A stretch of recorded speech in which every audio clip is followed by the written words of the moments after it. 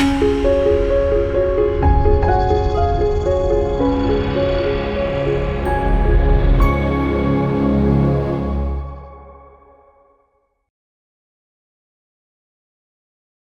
శాసనసభ ఎన్నికల్లో భారతీయ జనతా పార్టీ వరుసగా మూడోసారి అధికారాన్ని సాధించే దిశగా దూసుకెళ్తోంది. పీపుల్స్ పల్స్ రీసెర్చ్ సంస్థ నిర్వహించిన తాజా ట్రాకర్ పోల్లో ఈ విషయం తేటతెల్లమైంది. మొత్తం 126 స్థానాలు ఉన్న శాసనసభలో బీజేపీ 69 నుంచి 74 సీట్లు గెలుచుకుని మెజారిటీ సాధించే అవకాశం ఉందని తేలింది. ఎన్డీఏ భాగస్వామ్యులతో కలిపితే మొత్తం సీట్లు 90 మార్కును తాకే అవకాశం కనిపిస్తోంది. ప్రతిపక్షంలో ఐక్యత లేని పరిస్థితులు కమలదనానికి కలిసి వస్తాయని సర్వేలు వెల్లడైంది. పీపుల్స్ పల్స్ ట్రాకర్ పోల్ అంచనా ప్రకారం బీజేపీ 69 నుంచి 74 సీట్లతో అగ్రస్థానంలో నిలవనుంది. కాంగ్రెస్ కి 25 నుంచి 29 సీట్లు మాత్రమే వచ్చే అవకాశం ఉంది. ఎన్డీఏ మిత్రపక్షాలైన అస్సోం గణ పరిషత్కు 8 నుంచి 11, బోడోల్యాండ్ పీపుల్స్ ఫ్రంట్ కు 8 నుంచి 10 సీట్లు వచ్చే అవకాశం ఉంది. చిన్న పార్టీలు చాలా వెనుకంజలో ఉన్నాయి. ఏఐయుడిఎఫ్ 0 నుంచి 2, యూపీపీఎల్ 0 నుంచి 2, రైజర్దల్ 1 నుంచి 2, అస్సాం జాతీయ పరిషత్ 0 నుంచి 1, సిపిఐఎం 0 నుంచి 1, స్వతంత్రులు ఇతరులు 0 నుంచి 1 గెలిచే అవకాశం ఉంది. ఇక మ్యాజిక్ ఫిగర్ 64 సీట్ల మెజారిటీకి ఎన్డీఏ చాలా ఆధిక్యంలో నిలుస్తోంది. బీజేపీ మూడోసారి ఏకపక్షంగా ప్రభుత్వం ఏర్పాటు చేసే అవకాశం ఉంది.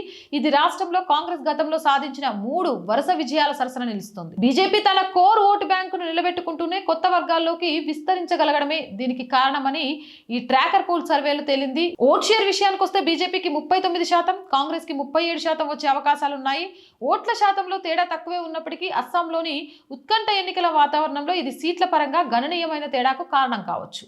ఇతర పార్టీల ఓట్ షేర్లు చూస్తే ఏజీపీకి 7%, బీపీఎఫ్ కు 5.5%, యూపీపీఎల్ కి 1.2%, ఏఐయుడిఎఫ్ కి 2.5%, రైజర్ దల్ కి 0.9%, ఏజీపీకి 0.7%, సిపిఐఎం కి 0.8%, ఇతరులు 5% ఓట్లు పొందే అవకాశం ఉంది.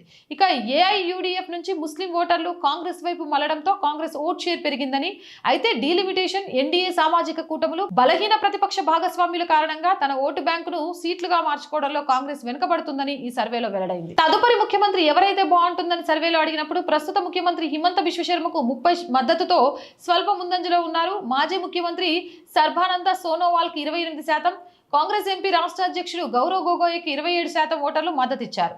దేబబ్రత సైకియా 3%, హంగ్రామా మొహిలారి 1%, అతుల్ బోరా 1%, దిలీప్ సైకియా 1%, బద్రుద్దీన్ అజ్మల్ 1%, అఖిల్ గొగోయ్ 1%తో వెనుకంజలో ఉన్నారు.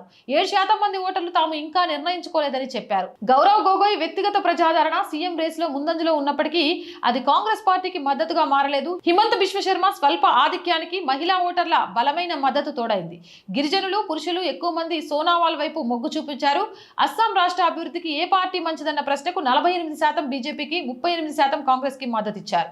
ఇక వచ్చే ఎన్నికల్లో ఎవరు ప్రభుత్వం ఏర్పాటు చేస్తారన్న ప్రశ్నకు 55% బీజేపీ గెలుస్తుందని భావించగా కాంగ్రెస్ కి 40% మంది మద్దతు తెలిపారు. మరోసారి అవకాశం ఇవ్వాలనుకున్న ప్రశ్నకు 55% బీజేపీకి అనుకూలంగా, 45% వ్యతిరేకంగా స్పందించారు.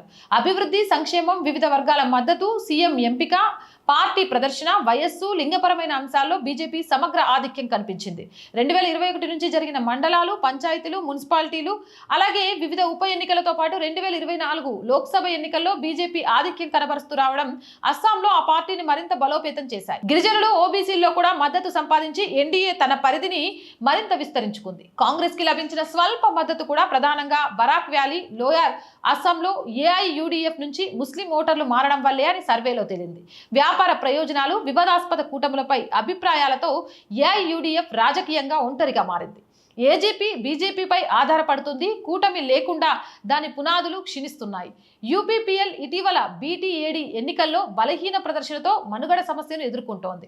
బోడో ఓటర్లు తిరిగి బీపీఎఫ్ వైపు మళ్లారు. బీజేపీ, బీపీఎఫ్ పునఃసమ్మేళనం బీటీఏడీ ప్రాంతాల్లో క్లీన్ స్వీప్ కి దారులు వేస్తున్నాయి. రైజర్ దల్, ఏజీపీ వంటి చిన్న పార్టీలు పరిమిత ప్రభావంతో ఉన్నాయి. కులాల పరంగా చూస్తే అస్సామీలు ప్రధానంగా బీజేపీకి మద్దతిస్తున్నారు. కొంతమంది కాంగ్రెస్ తో పాటు ప్రాంతీయ పార్టీలకు మద్దతిస్తున్నారు. అహోములు, శివాసాగర్, జోర్హాట్ వంటి కొద్ది ప్రాంతాలు మినహా అన్ని ప్రాంతాల్లో బీజేపీ ఆధిక్యత కనబరుస్తోంది. ఇతర ఓబీసీలు కూడా బీజేపీకి అనుకూలంగా ఉన్నారు. సిఏఏ తర్వాత హిందూ బెంగాలీలు బీజేపీకి మద్దతిస్తున్నారు. ముస్లింలు అధికంగా కాంగ్రెస్ కి మద్దతిస్తూ ఏఐయుడిఎఫ్ ను తిరస్కరించారు. గిరిజనుల్లో ఎన్డీఏ పట్ల ఆకర్షణ రోజు రోజుకు పెరుగుతుండగా బోడోలు బీపీఎఫ్ బీజేపీకి, మిస్సింగ్స్, కార్బీలు, డిమాసాలు తదితరులు కూడా బీజేపీకి అనుకూలంగా ఉన్నారు. సంక్షేమ పథకాల వల్ల కొంతవరకు టీ తోటల సమూహాలు బీజేపీతోనే ఉన్నప్పటికీ వారిలో కొంత అసంతృప్తి కనిపిస్తుంది. బరాక్ వ్యాలీలో 13 అసెంబ్లీ స్థానాలు ఉన్నాయి.